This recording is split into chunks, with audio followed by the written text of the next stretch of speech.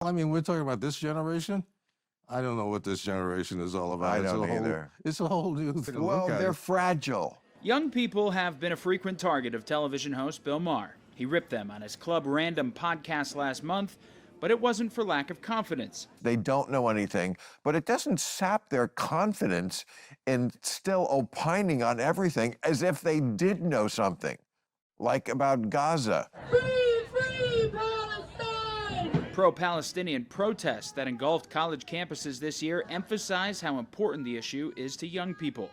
But the differences in the ways a 68-year-old baby boomer like Maher thinks and how an 18 to 29-year-old Gen Zer thinks might be better summed up in some eye-opening charts compiled by Washington, D.C. strategist Bruce Mehlman, showing big differences between the olds and the youths. I had found a story in the Washington Post about the difference in music tastes, and the 18 to 29 demographic are the only guys who didn't seem to like classic rock, and I found that ridiculous. So I dove in deeper to other differences. It's not just guitar riffs. On foreign policy, people under 30 are much more sympathetic to Palestinians, but over 65, it's the complete opposite, with much more support for Israel.